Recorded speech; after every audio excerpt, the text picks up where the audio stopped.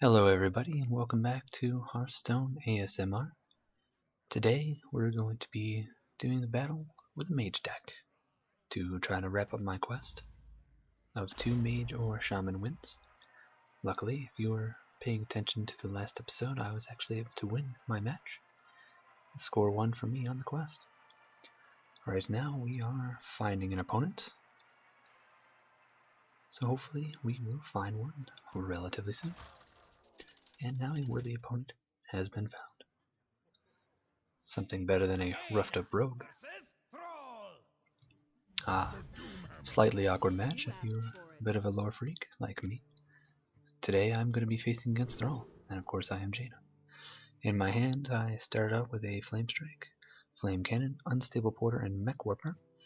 I'm going to toss away the Flame Strike for now. Oh, and unfortunately the Thrall has backed out of the match, so I guess he could not stand the thought of taking on his dear friend Jaina. Which I'm a little sad because I was looking forward to doing that match. Obviously, a minute into an ASMR video, you are not going to be able to fall asleep. Unless, well, you fall asleep really quick. So obviously, even though the quest has been completed, for one reason or another, I'm still going to do battle with this mage. However, I'm a little sad because I did like that opening hand. I was going to toss away the Flame Strike and, see what I could possibly draw from there. Okay, so now we are back in the finding opponent reel. You could probably hear it spinning away right now. Okay, anytime now would be kind of nice. There we are. Well, that's better than facing a world-class Paste Eater, which was one slot below. Now here should be an interesting battle. Battle of the Magics. I'm going to be going against Gul'dan. My opening hand this time is going to be a Mech Warper, Polymorph, and Cogmaster.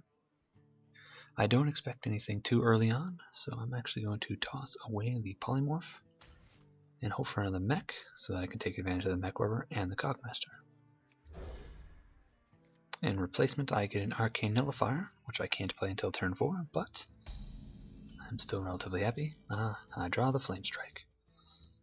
What I could do is I can open up with the Cogmaster and go for the Mech Warper, and then on turn 3 play the Arcane Nullifier, so I guess, statistically speaking, if it all works out with nothing being destroyed, that actually is going to be a nice opening play. However, it is a card game, and people usually have answers for things, so it might not go in that direction at all. Taking a sip of my coffee while he plays the coin, he's playing an Ancient Watcher, which cannot attack, and it's a 2 mana, 4/5. Okay. He's probably going to silence it and use it next turn. Though it is a little bit scary of a thought. So what we're going to do is we're going to summon out the Cogmaster, and we are going to attack the Ancient Watcher, bring it down to 2 health. So that if he does choose to use it to attack and get rid of my Mech Warper, he is effectively trading it off the field. And that's going to end my turn. I, however, hope he does not kill the Mech Warper because I really would like to get out the Arcane Nullifier, and I've also drawn a Mechanical Yeti. He's using his Hero Power to draw a card, and that's actually going to end his turn. So that actually works out perfectly for me. I've actually drawn another Mech Warper, which means I can actually play Mech Warper, and I'm going to play an Arcane Nullifier all in the same turn. Now that, my friend, is what I call a play. I'm actually going to use my Mech Warper to completely get rid of his Ancient Watcher. The only other card I have left is Mechanical Yeti and Flame Strike. I guess that's 2 cards. He has a card advantage of 6 to my 2, but I have 2 on the field. 1 can't be targeted by spells. So this should be relatively interesting to see how he counters this. He's using his Hero Power again. He's down to 1 mana. So it looks like he is in the card draw right now. Okay, luckily my Mech Warper is making my Mechanical Yeti nice and easy to play out. I've also drawn a Snow Chugger. Let the sweet whispers of Snow Chugger lull you to sleep. And now we are free to attack him directly for 4 damage. And that's going to end my turn. He's got quite the field card advantage, so he might be playing Handlock. I'll be very interested to see. He answers with a Twilight Drake. However, I just drew a Polymorph, so I don't think he's going to like me very much for that.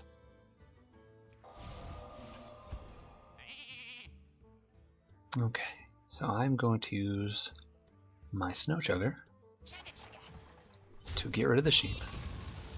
And then I'm going to hit him for 4 with the Mechanical Yeti, 2 for the Mech Warper, and then another 2 with the Arcane Nullifier. He's now down to 14 health to my 30. He still has quite the card advantage. This turn is the 5-mana turn. Let's see what he has to answer with this. Putting down a Mountain Giant, only costing him 4 mana for 8/8. I am going to answer that with a Frostbolt. Putting it down to 5. I'm going to Hero Power for 4 and crash into it with the Mechanical Yeti, giving us both a spare part. And now I'm going to do another toll of 6 damage, putting him down to 8.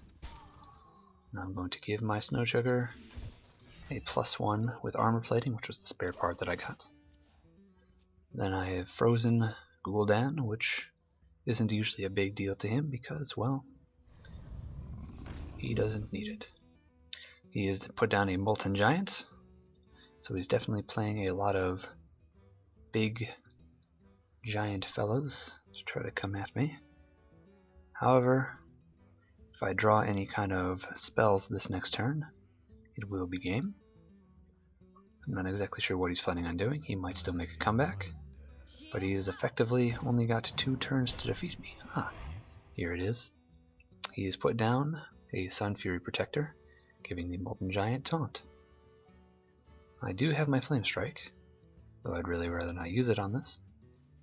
But I honestly think unless he's got the ability to restore his health, he's not really going to be able to make a comeback. He Shadow Bolted my Mech Warper, leaving me only with the Arcane Nullifier and the Snow Chugger. Well, what I'm going to do is I'm going to answer with a Flame Strike. Brought his Molten Giant down to 4. Now I'm going to completely... I'm not sure if I should get rid of this turn or not. My gut instinct says yes. Unfortunately, he has a huge card advantage to me now. All I've drawn is an Explosive Sheep, and now we are on the 7-mana turn. Well, he's on his 7-mana turn. I was actually already on mine.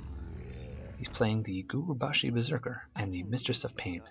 Mistress of Pain is going to be, well, quite the pain, because I don't want him to get any of that health back. So what I'm actually going to do... This might not work out in my advantage at all. I have Explosive Sheep, but unfortunately it's not going to do anything but enrage the Berserker. What to do? What to do?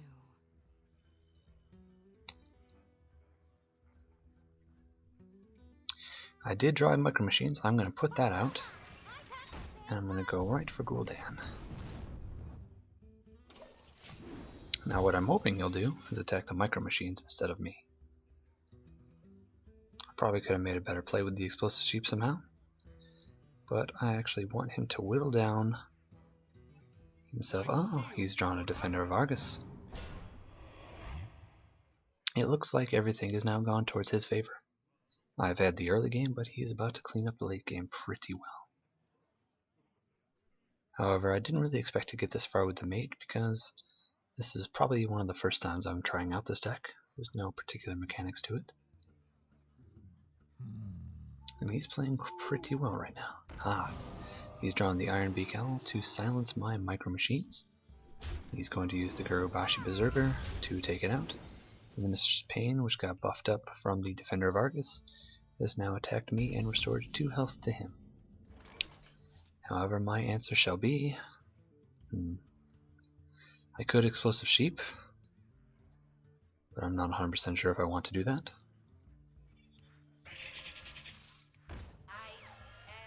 So what I will do instead is I will put out the Explosive Sheep.